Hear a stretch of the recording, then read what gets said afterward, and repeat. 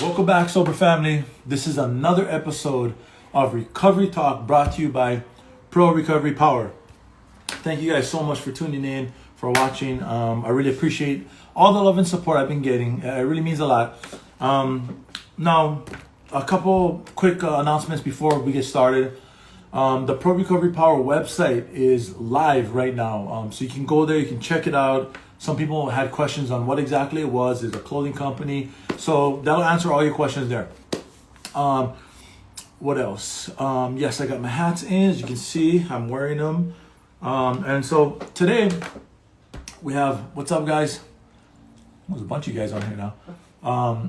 Today I got my friend Suzanne on. So Suzanne's from Canada. She has her own podcast. She's a co-host for a podcast called Seek Purpose Now. I mean, that just got such a good ring to it. You know what I mean? I'm a purpose guy, so I'm purpose driven. Literally, my purpose drives me to do everything that I do in my life. So, I'm super excited about that. We'll be talking about that. She'll be telling us her story of how she went from the problem of drug and alcohol addiction to the solution of recovery. So I'm super pumped for it. I see her over here. A bunch of people now. So let me get her in, guys, real quick.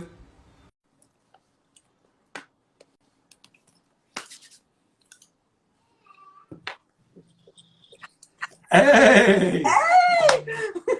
How's it going? I'm great. How are you? Good. I'm awesome. Hey, Alex, I see Alex there. Alex was so excited for this one. Yeah, she's so awesome. Oh my gosh, her story. You guys have to go check her out. Yeah. Give you a shout out. You got to put your handle in the comments there, Alexis. It's just awesome. But yeah, it's so good to see you. I know. Finally, man. We've been seeing each other through our videos and our posts and stuff. Yeah. But yeah, and you're a night owl like me. Actually, it's going back when we first met. I was like sending you messages. It's like, oh, I thought I was the only one that's crazy and stays up all hours of night, but so do you. Yeah. I know. I see my girl Haley's on. Haley just celebrated 6 months of continuous sobriety. Good job, girl. Good job.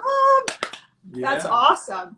Yeah, you got to go back. She went live with me a while back. You should go back and watch it. I will. When I first talked to her, I was like, you 6 months sober. It sounded like she'd been in recovery for years by the way she talked about it. It's amazing though. But awesome. Sounds like she's got a gift. Yeah. A gift to deliver a message. So she's got to turn her mess into a message. That's what I wear my shirt on. I don't know if anybody can see it, but I got, there you go. Turn your message to the message. That's right. There is no message without the mess. And no testimony without the test. So yes, I'm super pumped, man, for today. I'm trying to control myself over here because I'm super enthusiastic. So, and I love doing these things. I absolutely love it. Like, if I could do this forever, I would, honestly. But I only go live on the weekends because I gotta balance myself out. I'm like all in or all out. So my wife kind of, oh no, she wouldn't like me doing it every single day, but if it was up to me, I would. And there she is. Speaking of her, she just joined, so I better be quiet now. But anyways, real quick before we get started, I wanted to ask you a few basic questions. Like the first one is, so how long have you been sober? I have been sober a long time. I'm actually, my sobriety date is December 19th, 1991. Woo! Actually, I was on, I don't know where it was. I was on a support meeting, or no, I was on another account, and they were like all excited because they just turned 30, and I'm like, oh my god. They're all happy because they're 30th birthday sober, and I'm like, man, I just sobered up when you were born. Yeah, so anyways. That's amazing. Young at heart forever, though. Yeah, okay. So I know this. Other people may not. Pretty much everybody probably does, but I always ask this to all my guests. So where are you from? I am actually I'm born and raised Canadian, eh? Yeah. I was actually born in a little town called Tawasin, which is, if anybody's been to Canada, British Columbia, most beautiful province, I have to say. Sorry, all you Ontario. Well, actually, it's pretty beautiful across Canada, but I'm pretty lucky I live in British Columbia. And I lived just literally minutes away from a ferry terminal called in Tawasin to go to Victoria or Vancouver Island. So my stomping grounds was Tawasin, this little hick town that I love. Yeah, I know. We spoke earlier, and I was telling you that I used to live in Canada. I even told Alex that too. Alex went live with me a while back, because a lot of people, they don't know that about me. But honestly, what brought me to Canada was I literally was doing the geographical. That was what happened. It wasn't like, because yes, I had a girlfriend. She was from Canada. But it's not like I was so in love with her and I really wanted to meet her family and get to know them. I wanted out of all the misery I was going through. So I tried to do a geographical, but wherever I went, there I am. I couldn't escape myself. So I of course, just caused chaos out there as well. But anyway, so last question before we're gonna do your story is, what was I know the answer to this though, but what was your choice in drink and or drug? When people ask me that, I just say more. Yeah. More. But generally, towards the end of my drinking, for sure, I was a bar girl. I loved the cocktails. I loved the party scene. But because at the end, I was so concentrating on making sure alcohol was going inside and doing what it's supposed to do, is take away all of my hurts and pains of what I was going through, or making me happy really fast. I always ordered bottle, like beers and anything in a bottle, because I had a friend that was a bartender, and he and her, both of them, used to put wax in the bottom of the shot glasses. So I was like, I'm done with getting shots in my drink. Get me the bottle. I want to see you open that thing so the alcohol goes down quick. And of course, you chase it down with cocaine, of course. I mean, you can't drink without cocaine. Yeah. Yeah. So. Cool. Man, that's so funny. I never knew they did that. I was always so trashed. I've probably been to bars where they did put wax at the bottom. I just didn't know it. Because I was a mixed drink guy. I would drink hard liquor. If I drank beer, it had to be like an IPA, because regular beer didn't do nothing. So I was always like Grey Goose and like vodka and Red Bull. Like that was my drink. And alcohol already will mess up your sleep system. But on top of that, I'm pumping my body full of Red Bulls along with cocaine, and wondering why I cannot sleep for days, and everything. But even after I sobered up, for like, not sobered up, but like those dry for a couple of days of just resting, I still couldn't sleep good, and there's a lot of science behind it. I don't know if you know Jill from Sober Powered Podcast. She does that too. She's a sober scientist. She's amazing. I had her on here, and in one of her podcasts, she explains the science behind why the human body is like that. It's so fascinating, man. But okay, Suzanne, at this time, I will give you the floor to tell us your story. I'm excited to hear the whole thing too. The whole thing, nothing. Oh my gosh. Well, I mean, some of you might be like, oh my gosh, she's sobered up way before I was born. There's nothing to relate to. But the one thing I have experienced through my entire recovery is our stories, the places, the situations, the people, the places we drank are different. But the story itself is the same of what's going on inside. So for me, I had no understanding. I never grew up understanding anything about alcoholism. I had no idea that I grew up in an alcoholic home. I internalized everything that went on wrong with my life as a child. When my dad left, my mom, I never saw my mom again. I just figured it was because of me. It was all my fault. And I felt so worthless. I felt I was kind of bullied in school there for a bit. And I always wanted to be in that in crowd. And I didn't know how to get from where I was into that crowd that seemed to just light up the school, the classroom, the boys. I wanted some of that. And actually the first thing I experienced with getting kind of addicted to was actually cursing. Before even drinking. I should have known then, because I was such a goody-goody. I fell back in my chair at school, and it scared me. And when I fell, I swore, and I was like, fuck! And I was like instantly in that crowd at recess. Like all of a sudden people just pulled me in because I was yanked out of the class for swearing. I went to the principal's office. I was causing a ruckus. And I was so terrified But what happened is after I left the office and at recess, all those cool kids started inviting me into the circle. And that's kind of where I learned to, all those things like smoking and drinking and, being with the cool kids. Yeah. And so the first time I drank was when I was 12 years old. So that was like 2 years after I was cursing all the time and trying to be a cool kid. And the first time I drank, I literally got kicked out of every school in the Lower Mainland because I got violent and I blacked out. Don't remember really other than what was told and what was in the reports. And it scared me enough not to drink again until I was about 15. 15, I drank again and I was date raped. I wasn't planning on drinking. I was given one drink and next thing you know, I woke up and that was gone. So once that kind of was taken from me, I again started feeling those same feelings I did before I swore. Like I was just feeling so worthless. I was feeling not loved and I don't know. I just was searching. I was so empty inside. And I was going to church at the time. And I was really heavily involved in that youth group. And I looked again at all of those kids and all of those families. And I felt so different. I never felt like I fit in. And I wanted so bad to always fit in. And I even tried the God thing. I even went and did everything they told me to do.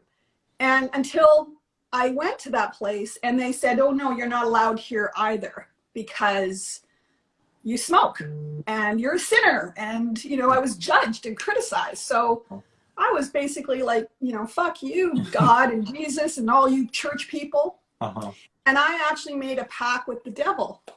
Honestly, I literally knew enough from going to church that there was God and then there was a devil. And I kind of was like, they keep talking about this devil thing. Like, maybe he's not so bad. So I kind of made a pact in that parking lot in the church to, say, see you later to Jesus and God. And I looked down and I said, come on, let's go. And I never thought, come on, let's go, would introduce me to a whole life that was as good as it was for a very short time. When I actually said yes to that other side of living, all of a sudden, I began drinking. When I drank, I became prettier. I became more popular. I was more of that. I was all of a sudden one of those people in that crowd that others wanted to be a part of. And my ego, my pride, it was insane. So I became just a massive, massive party girl. I was the girl at high school that had all the parties.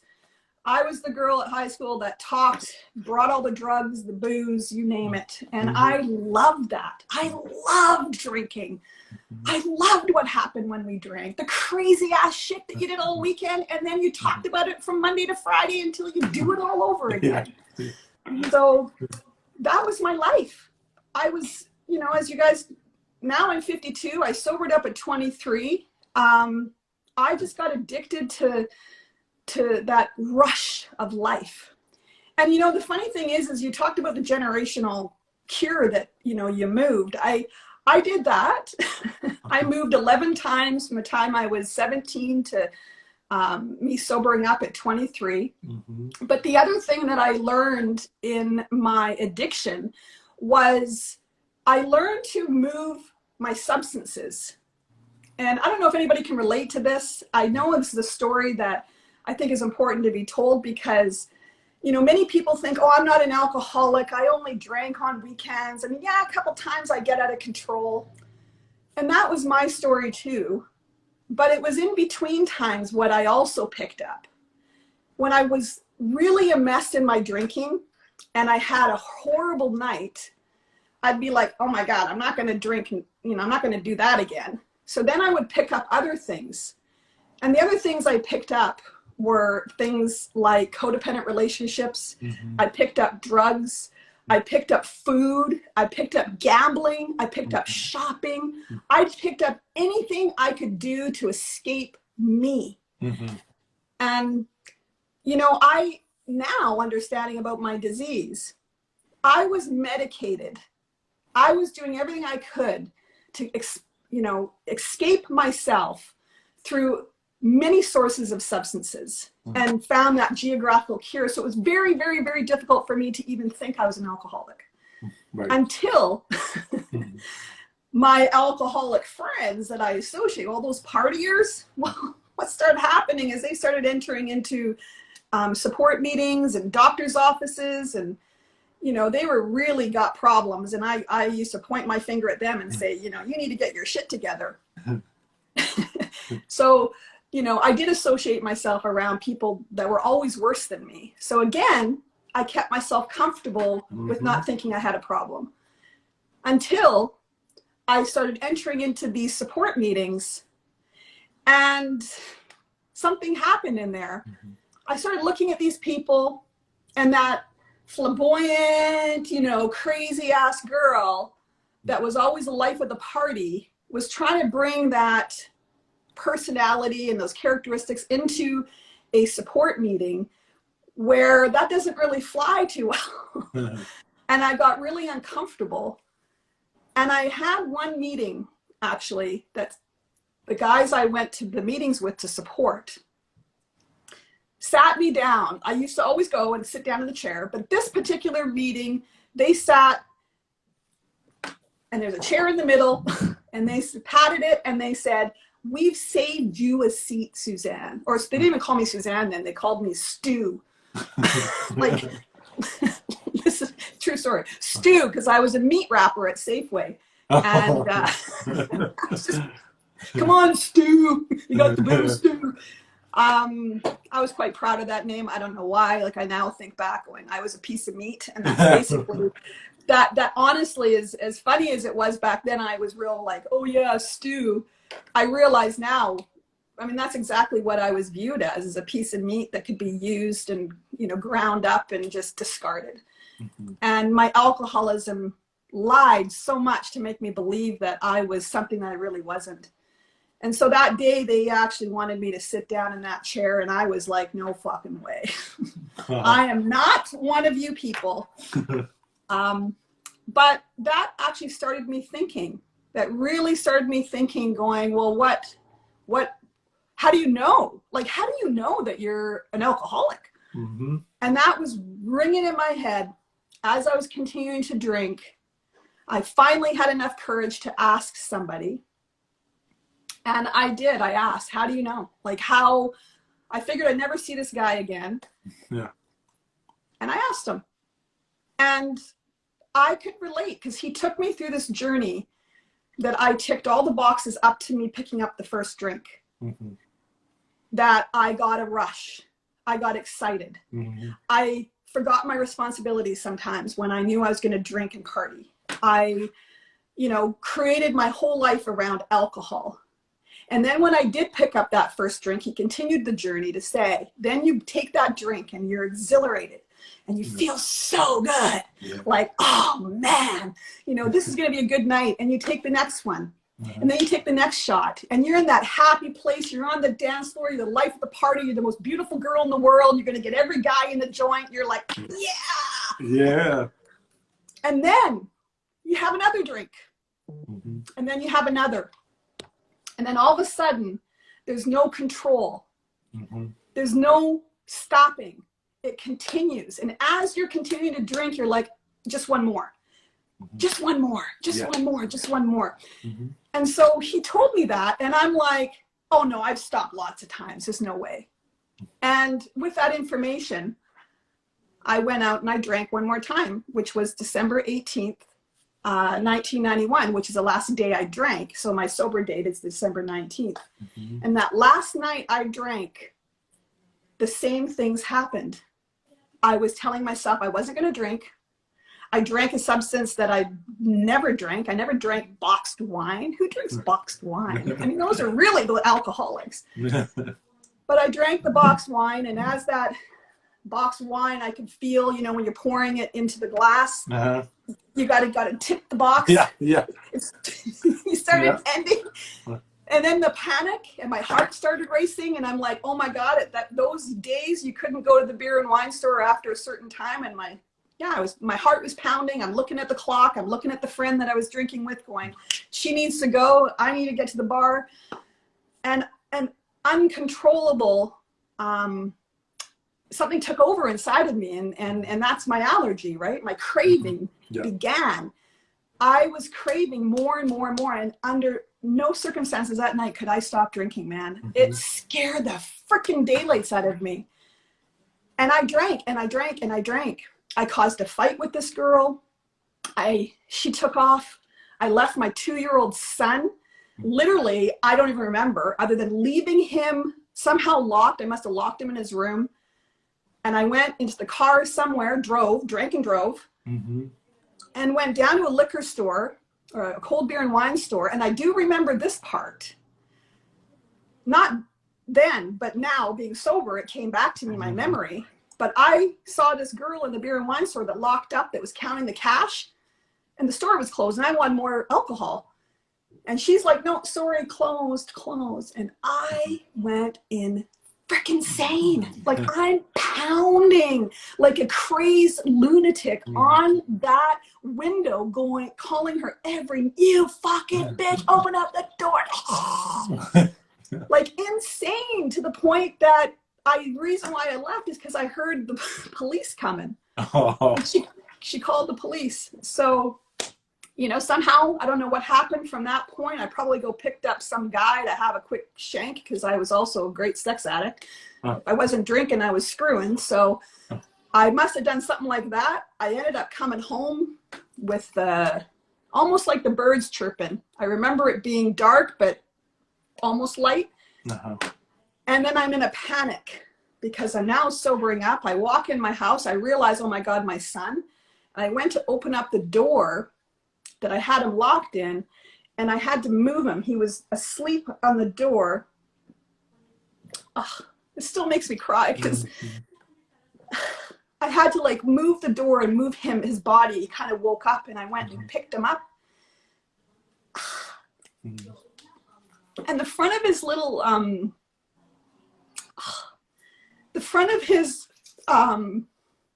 sleeper, he had those little sleepers with the plastic bottoms back in those 30 years ago, with a zipper. But it was drenched. It was sopping wet from his tears of crying from mom. Probably being terrified in the room, not being able to get out. He had a dirty, wet, the heaviest diaper. And then, just waking up and knowing that that's it. I'm an alcoholic. I'm an alcoholic. There's no question in my mind. That moment that I wrapped my arms around my little boy, I knew with every ounce in my soul that I had a problem with alcohol and I needed help. And I went to a support meeting right away. I went to a meeting on the next day and the next day. And it was about Thursday, I think, because this night I last drank, I believe, was a Tuesday or Wednesday. But you know what happened on the Friday night? My disease started telling me, it wasn't that bad. Because my phone started ringing, the buzz started happening. And I actually sat there and thought, no, what am I thinking? I'm not an alcoholic. I don't have a problem. What was I thinking? And that's what I realized in this whole journey in 30 years almost 30 years. I can't say that because it's one day at a time, but God willing, this year I'm in my 30th year of recovery, clean and sober. I don't take anything. I'm not on nothing. But I still realize the way my brain operates. And for 6 months going to meetings, I did the I faked it till you made it. I was going and doing all the meetings. But inside, I was still sitting there thinking, I'm not an alcoholic. I'm just sticking around with this gig because, this is where I am at right now. But I never thought that I was an alcoholic until 6 months I had an experience at 6 months sober that, when you come into the meetings, they tell you, just try it. Try it for 3 months. If your life gets good, awesome. If it doesn't, then we'll refund you all your misery. Yeah. Have you heard that before? Yeah, many times. It's funny because it's so true at the same time. So true. Yeah. So I took up their advice and decided to double down and said, I'm going to do it for 6 months. I had it marked on my calendar. And so for 6 months, I did everything they said. And then I went to my sponsor, knocked on her door, told her, thanks very much. I don't feel like drinking. I mean, I didn't feel like drinking, but I'm not an alcoholic. And she says, oh, okay, well, why don't you come in and can I make you tea? And I'm like, oh, okay, sure. I do the polite thing, right? Go into her kitchen and, you know, be a people pleaser. So I sat down in that kitchen, and not too much longer, a knock on the door came, and her husband at the time, boyfriend at the time, answered the door, and it was a sponsee of his. And so he came into the kitchen with this guy, and I turned and looked, and my sponsor's like, oh, hi, Ken. And I turn and I'm like, Ken's like, Sue? And I'm like, Ken? And my sponsor's like, you two know each other? And I'm sitting there thinking, this is an intervention. Like, what the hell's going on? This is a freaking setup. And this man was the father of the two guys that were sitting and saving me a seat. That was his dad. Oh, wow. Their dad. That I won't even go in there on live, but we kind of knew each other. Let's just put it that way. Okay. Okay. So, anyways, he proceeded to be like, my sponsor turns around and goes, you know Suzanne? He goes, Suzanne? I don't know her as Suzanne, but I know her as Sue and Stu. And he really, and she turns around and she goes, you're kidding. He goes, oh no, I'm telling you right now, you know my boys. And she's like, yep. And I'm like, oh my God, she knows them? She knows my buddies that I used to drink with? She's like, he goes, there is nobody that I know that my boys drank with that needs this program, 12-step program, I'm not going to mention it, more than that girl sitting right there. And I'm like, he's calling me an alcoholic with my sponsor, as I'm convinced that I'm not. Right. And she turns around and she's literally turning in the kitchen. She's going, really? Tell me more, Ken. And then he proceeds to tell the stories of what he saw me like in my drinking. And for the first time in all of my life, I sat in a chair listening to him talk about me.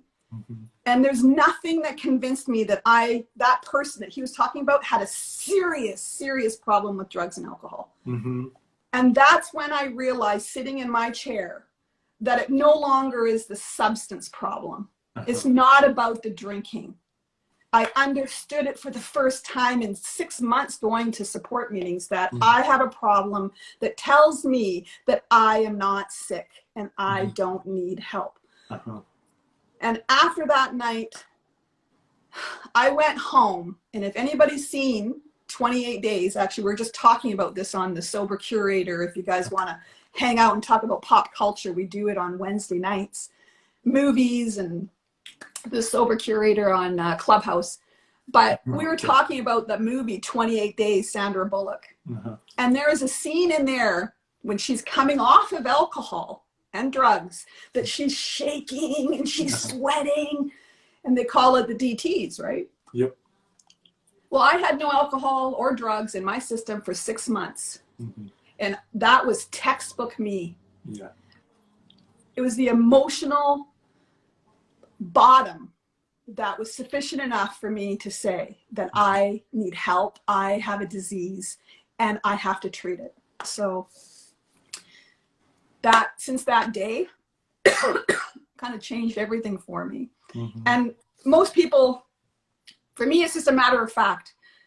I'm an alcoholic. I'm gonna die an alcoholic.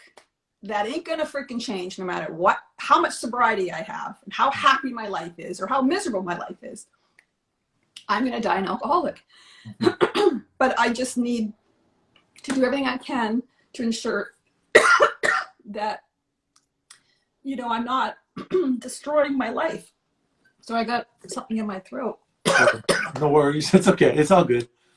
I actually never seen that movie. I'm gonna go watch it now. I thought you was talking about 28 Days Later. It's like a zombie movie. Yeah, no, it's 28 Days with Sandra Bullock, which is a really popular movie for women, young girls. I mean, that kind of shows the progression and the disease of alcoholism really in a way that we can kind of get. Okay, gotcha. But yeah, so now my life sober, is I life on life terms, basically. I hate using cliches like that, but there's been lots of things that have happened in my sobriety that should have given me every reason to drink. And because I've stayed in the middle and connected, I claim myself as a 12-step junkie and proud of it. Yeah, that's right. I'm not here to tell what other people should be doing and shouldn't be doing, because honestly, that's not my business. Who you believe in, what you believe in is not my business. But this is the journey that was presented to me that's been working for a very, very long time. So I continue to stick with it. Definitely. So, the last little bit is to help people that are new understanding the disease is, again, I had another situation happen when I was years sober, when I had, got married sober, I've traveled sober, I have a long-term marriage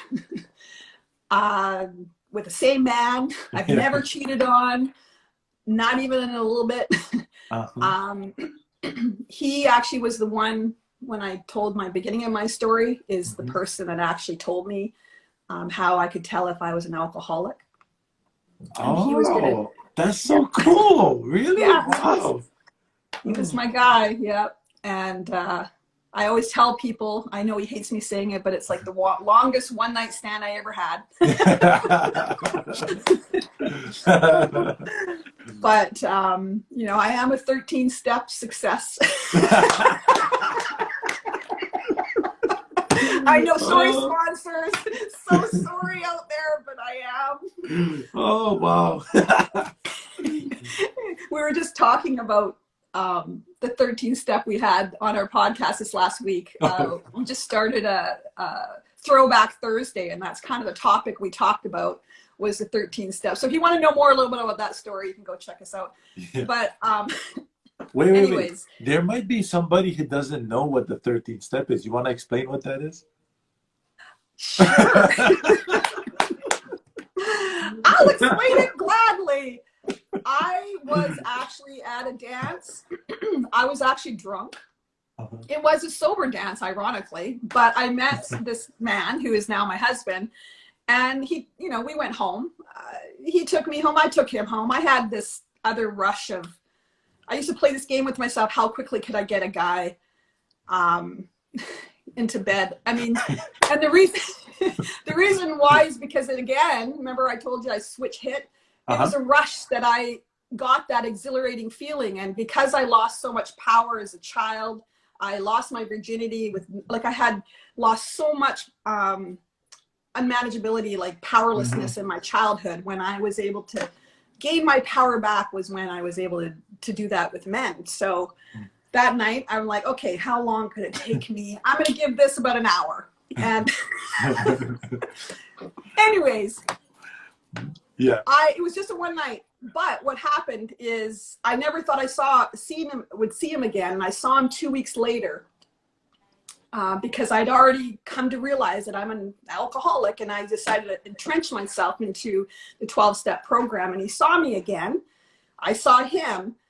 And instead, with 13 step, instead of him just coming and saying hi and I'd say hi, he asked me out. And then he proceeded to date me. And he had 6 years sober. I had a couple of weeks. And yeah, he started dating me and, kind of talking to me about the program. And, I was blown away because the experiences I had with the guys I was with out in the drinking world didn't have emotions. They didn't have any substance. The way he spoke was he was like a god. I was like, oh my gosh, this guy's emotional. I felt like, yeah, he just had all these amazing qualities I wasn't used to. It sounded like he just swept you off your feet, literally. He literally swept me off my feet. And so many people come into the rooms, and young girls and men, because I want to point this right out, because most people give guys a bad rap. I've seen women do this almost more than men that grab those new boys that are in the treatment center and come on over here. And, you know, it's very dangerous, because luckily for me, my man had 6 years. He made 2 rules. One, if I drank, hit the road, he would be done with me. The second one is, if you ever put your own recovery ahead of us, I mean, or if you ever put me ahead of those programs, then I'm out of here. And he pushed me into women's meetings. And so He's a smart man. He was a smart man. He yeah. knew enough to know, in order for my success, long-term recovery was to get that number one. And that's why I believe we're sober. But if you're getting 13 stepped, we don't know ourselves. How are we supposed to, we don't even love ourselves. I don't even like myself. How am I supposed to give that to somebody else? And the first year is so important for growth and change and understanding, let alone putting a relationship in there, especially a new one. And people that have been sober should know that, to allow that person to grow, because for many years, the number one resentment I had on my list was my husband, because I started experiencing that later. I started realizing, and, you know, I resented him, and it caused us a lot of problems. And I also stunted my recovery. I look at these women and these men that stay single and true to themselves, and I'm telling you, those people grew, and they are growing leaps and bounds over the ones that decide to get into a 13-step relationship.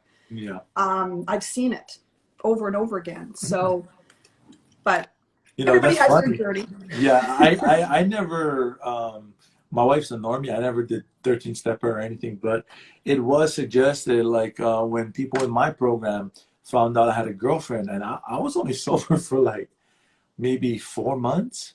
And, you know, all the old timers came up to me after the meeting, talking on my shirt. What are you doing? All these things. And, you know, I was respectful. I listened to them, you know, and everything.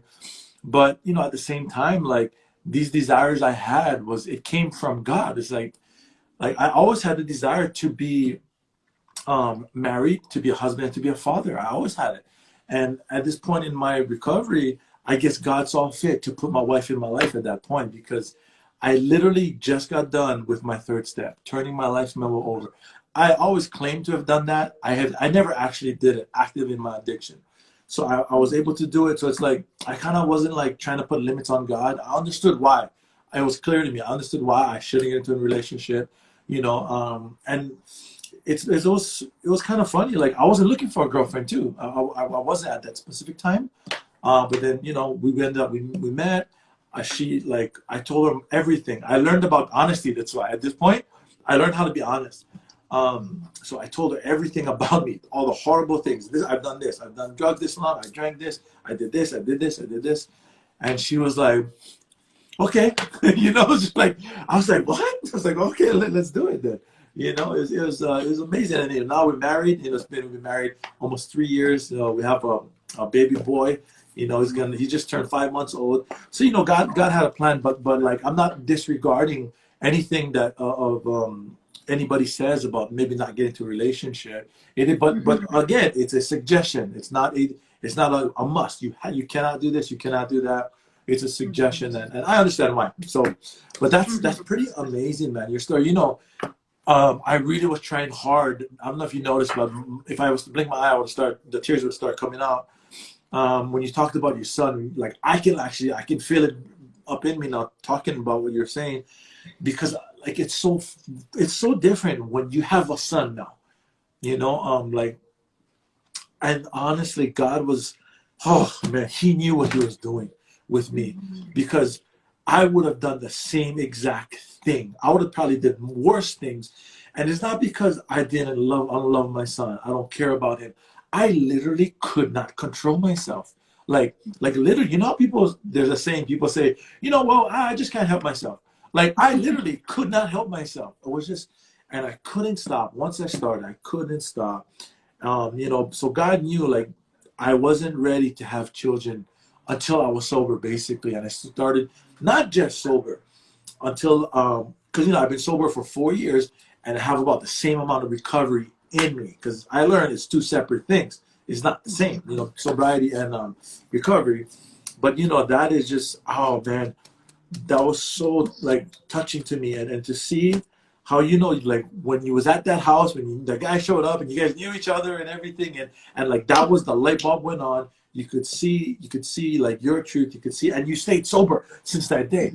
You know, Yep. that's amazing. You know what I mean? Like, I mean, people, like, relapse is part of some people's story, unfortunately, you know, but, like, that's okay. You know, it doesn't have to be, but it is, and which is okay as well. You know, I just, the sad thing I know is that some people will die before they hit the bottom. You know, that's the sad thing. You know, and we can't make people recover. You know, nobody made me use drugs. You know, nobody made me recover either. I was willing to do both of them. You know, because a lot of people, you know, you see these slogans all over. It's all hashtag we, you know, we do recover, we do, and we do. I say we do recover because we do the work. That's why. That's right. It don't just happen. You know what I mean? So it's so true. I mean, it is so true. I was so grateful that I had some people around me in recovery, and my husband too, who always said to me, and I would be in meetings and I had like ADHD. So I was like, squirrel, squirrel, squirrel. I couldn't read the books and the literature. Screw that.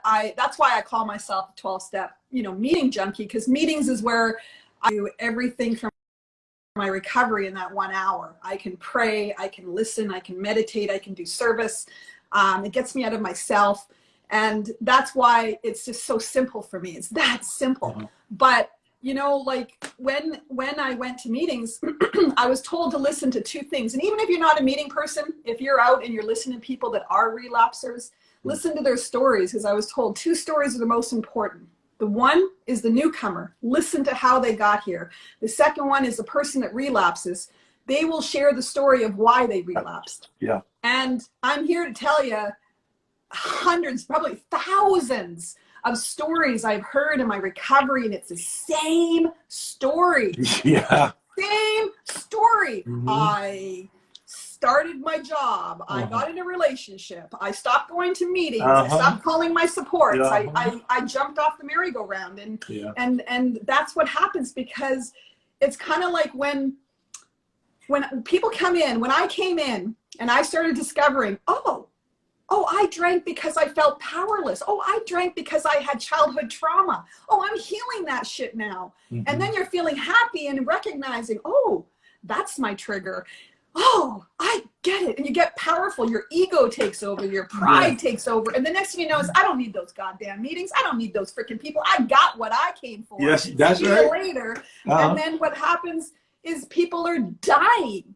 Like, people are forgetting to talk about the disease. I know there's a big controversy, and I'm not here to sell you and be on my freaking, which I probably will get on, my little preaching thing.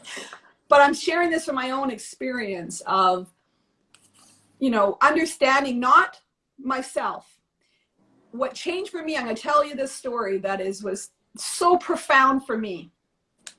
And going to, is it a disease? Is it a choice? Is it this? Is that? Is I'm sitting, my daughter, who I had sober, is now 12 years old, having seizures, severe seizures. In fact, she has such a serious case of epilepsy. That's traumatic. That's a whole nother story of going through that sober. But I remember all the neurologists. She had the best childhood neurologist in Canada, and also the best, one of the top teams at the epilepsy clinic here in Canada in BC. And I remember them telling me that what happens with her brain, you know, you can't stop it. Something happens, her brain is just seizes. And then they referred to her like an alcoholic.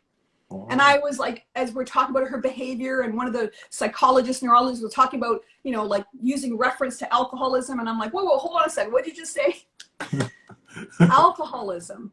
You know, like my daughter has an alcoholic brain, That's what it looks like. It's like if I take an x-ray of MRI of my brain, it doesn't look like my sister's, who's a normie. Right. You can go to that bar and like sip on a freaking martini the whole damn night. Okay? Her brain does not look like mine. And my daughter's has the makeups like an alcoholic. And I was just like, wow. Here's a top neurologist talking about alcoholism is a disease. And the ironic thing is, the other thing that happened on that same day, this is how God worked when I was questioning, is it a choice, is it a disease, is on the radio, they were announcing the fact that someone is challenging the hospitals because a hospital who has somebody suffering an addiction, a nurse, a doctor, they are mandated to go to a 12-step program. Number one, the hospital. Yeah. The hospital mandates that because they know it works and that it is a disease. It's not at fault. Right. And they were having this whole discussion and I'm just like, there it is. And the day that my daughter at the hospital that day, the doctor gave me a prescription. And I laughed because she gave it to me. She says, it's really important Kayla takes these, on time. Because if my daughter doesn't take these pills 3 times a day, my daughter will die. Mm-hmm. And I said to the doctor, kind of like my alcoholism, if I don't treat my alcoholism, I'm going to die. And she says, exactly. Exactly. So that day, I was like 15 years sober, aha moment, like, look at how slow learner I am, why I have to keep going to meetings. But I realized that just like my daughter, who I gratefully give her medication every day because it saves her life and it's a reminder, it's a gift from God that he gave me her situation for me to learn more about the disease that I carry and how I can be of service, because I love giving her medication because it reminds me I need mine too. Yeah. When she sits there and says, I hate my disability, I hate my epilepsy, and I'm like, damn, I hate mine too. Oh, wow. Yeah. That's amazing. Okay. So at this time, as we were starting to wind down, I will ask you some questions now. This has been great, by the way. This has been great. Okay. First question is, what's one thing you do to stay clean and sober? I'm a 12-step junkie. The one thing I do, number one, is I do have a God of my understanding today. As you all heard from the beginning of my story, I shook with the devil and I did that. Even in early recovery, I could not handle the God. In fact, anybody talked about God or Jesus or anything, I'd leave a meeting. But I actually kind of have Jesus on my wall now. I don't know how that happened. Like myself, I've changed and I've grown, and my connection with God is really, really important. And when I get all screwy and I forget to say my prayers or I forget to do things that are necessary on my spiritual path, I do get connected when I go to a meeting. So for me, over and above reading or praying or doing anything, I go to a meeting. Right. I go to support meetings. When I'm happy, I go. When I'm sad, I go. I just go. Yeah, that's awesome. That's great. I did the same thing. In the book I went through, that my sponsor, because I got sober in a 12-step program, I learned something, because you talked about Jesus, and it sounds like me and you got the same higher power. But when I come to find out, the guy who wrote that book, he was a New York stockbroker, and then the other guy was a doctor. So the stockbroker, what I found out 2 years in recovery, is that he has the same God I do as well. A lot of people don't know that, but I did some research. I have literature, I have books on Lois talking about him giving his life over to Christ, really. But that's a whole nother topic. Yeah. It's pretty cool though. Yeah. I agree. And if I knew that book was all about getting to know God, I see, that's why God didn't get me to read the book. That's why God just taught me through hearing other people. That's where I hear my God. My God speaks through you today, speaks through other people. I have conversation with God through others. And that's why I love going to meetings. Okay. Hey, so this next one is really great too. I like this question. So So how has social media helped your recovery during the pandemic specifically? That is a great question. Mm-hmm. And, I don't like change. It's really scary for my disease to live in isolation. It teaches me not to. When the pandemic happened, it's threatened a lot of people. And a lot of people, sadly, that I know personally have died, have gone back out, have relapsed. It has been terrifying for us who's been long-term sober, or anybody in recovery looking to get help. But social media, again, God just put me in a position that I had to first start opening up these Zoom meetings. I had no idea how to use Zoom. And next thing you know, I was like a freaking slave to Zoom at a nooner support meeting for 5 days a week, man. I had to show up at noon. It freaking annoyed me. I'm like, because I want that connection. I want to go to a regular support person-to-person meeting. Mm-hmm. But through that experience, again, I was humbled because something was happening in front of me that I wasn't allowing myself to see. And that was people were finding us. The message was being carried somehow miraculously. People started coming into those rooms and started changing and getting sober. And they don't know my world. And it also, the biggest thing is of why I was so humbled through this whole pandemic is because I started experiencing in the media world how social media, TikTok, Instagram, now Clubhouse, all these incredible networks of sober-minded people getting together and gathering. Like the silver linings are overwhelming. Mm-hmm. And those new people that are sobering, and we're seeing them now collecting, 1-year sobrieties, and they're out, celebrating and getting, it's just not something that that's not the way I obviously wasn't available when I first started out. But, and I've also learned in my recovery, it's important to, if I'm feeling comfortable in my recovery, I'm probably closer to a drink. I've got to challenge myself and I've got to get uncomfortable. So the things I don't like, which was having that type of, supports, is online. I fought it like every good person out there that can relate to the story. But I now have fellowship. I have conversations that are rich. I love now, opposed to somebody getting into a meeting and just talking this great message, which is a great speaker, great message. However, on a social media aspect, I get to see their house. I get to see their kid coming running. I hear his, their wives or husband, hey dear, dinner ready. Like I get to see 4D recovery. Man, I'm addicted to it. I just love it. I love it. Yeah. So it's amazing. It is. And the TikTok. Yeah. Yeah. No, but you said something about how, I forgot exactly how you put it, but what'd you say? Something about being closer to a drink. Yes. Yeah, you're closer to I'm closer to a drink when I'm uncomfortable. So when I'm comfortable, growing, I'm closer to a drink. Right, yes. Exactly. And I totally relate to that. There were that what you just said reminded me of something in the book I went through that says our next function is to grow in effectiveness and understanding.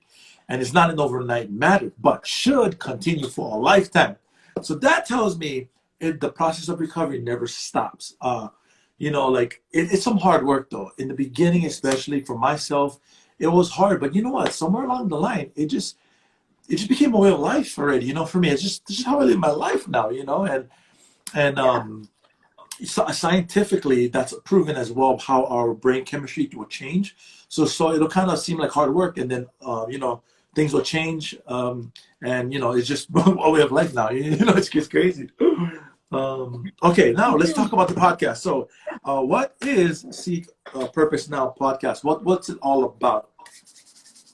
Well, Seek Purpose is really my whole entire sobriety is always seeking purpose in areas of my life, and that has changed over the course of my sobriety. But the transformation that can happen from me embracing the painful moments and my broken moments and being able to bring purpose to it by giving it away and sharing my experience through many different ways, doing something like this or opening a business or you know, finding my passion from within and what God really intended me to be is really what Seek Purpose is all about. Is and we're kind of developing something. We started just as a podcast. We're learning. We've made lots of mistakes. We're all over the map. But I feel that God is really behind us, teaching us, humbling us, making us feel uncomfortable, or making me. I can't really speak for Brooke, but I'm sure if she was here, she'd share that too. And, you know, we got some really amazing things coming. We are going to be launching a new 3-day workshop course that is called Unleashing Your Purpose. Ooh. Taking your pain, add some passion, find your purpose. So that's check awesome. us out. Yeah, that's awesome. You know, like, I know we talked about this earlier, you know, about like everything, like being sober for me, it wasn't the goal. Like, that's where my life started, to where I can walk out my purpose that God has for me. Because I couldn't do it active in addiction. It was impossible, because all I could think about was me. I'm not thinking about what God's will is for my life. I'm trying to have him conform to my will. You know what I mean? For 20 years, I tried to do that, and he wasn't budging. So anything like I'm so passionate about purpose, because see, I don't need anything to motivate me. I don't need my wife. I don't need my son. I don't need my parents. I don't need money. My purpose is the only thing that drives me. That's it. That's all I need. You know, because I always wanted to live out the purpose God had for me. You know, what was meant for my harm, he took it, he turned it into good. And now, you know, this disease that tried to kill me just forged the most ultimate weapon against it. You know what I mean? And because, so, you know, I'm so much, I love purpose. I love talking about purpose. I mean, the book Purpose Driven Life by Rick Warren's an amazing book. You know, I mean, amazing. It's like a daily devotion almost. It's so good, man. And that's a good point, because Seek Purpose is like all pathways to recovery. We're not here, if my higher power, like I said very clearly, what you believe in and how you get sober is not my business. And everything we do here at Seek Purpose is not defined by one way. And so once you're sober and you found recovery, you kind of go, now what? That's what Seek Purpose is all about, is the transformation stories from there. Yeah. That's great. That's great. Man, I really support you guys. That's awesome. So, okay. So the next question is, okay, being sober nearly 30 years, being clean and sober nearly 30 years, do you still get the urge to drink and use? No, I don't get the urge to drink and use, because I stay in the middle. What I do when I do go through things, why I know my disease is progressive, is because I've had, that's a whole nother thing, but I have gotten suicidal thoughts when I get really broken, and it hasn't happened often, but it has. I just feel like I should be farther than where I am. Why am I still here? Like, all of those types of things have happened. So I don't think about drinking. I just think, take me. Right. I'm done. So that's why I know my disease. To drink is to die for me. And but I don't crave it. I don't miss it. I'm crazy sober. I like being immature. I like being stupid. I like saying, like, I love just life. You seem like a very fun mom. You know, your kids might just like that about you, huh? Yeah, I like to have fun. My kids, I show my kids my TikToks. That's the one thing is about the TikTok. You know, what am I going to do for fun? I can't go outside. I can't do this. Man, I found TikTok, and my husband and I just love making videos, making people laugh, you know, joy. Yeah. Joy's a great drug. Best drug. Okay, Suzanne, the last question is, what would you say to the newcomer or to the person trying to get clean and sober right now? What would you say to encourage them? You know something, I believe strongly in all creation. Nothing was brought here by accident, and you certainly didn't show up in a recovery circle of any sort by accident. And there is a higher journey for you that is full of love. The reason why I'm still here, if I didn't know, I was just like you. And I didn't think that I was worth anything. And I'm grateful for other people to show me that there is an incredible life living sober. And I would really strongly recommend just getting in the middle of recovery. Start scrolling everything recovery And so when you pick up your phone, all those booze commercials and all that booze shit is going to not be on your phone anymore. It's going to be, what's that word? The algorithm. That's right. You start going and completely entrenching yourself on every piece of social media you can around sobriety and recovery. It'll be an amazing journey. You're going to find your way. So just, don't pick up. Right. That's right. That's right.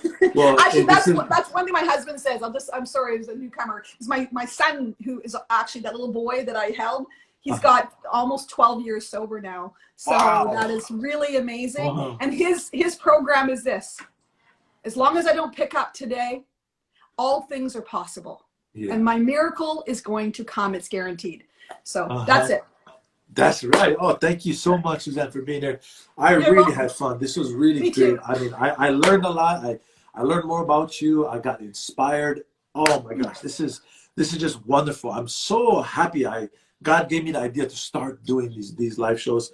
But you know, I eventually will circle back around to people I already went live with, and like kind of more topics and things like that. You know, but that's a whole another conversation though. But I'll call you. I'll be in touch with you. Yes. Thank you so much. Thank you so much. I appreciate it. I love you all. Stay connected.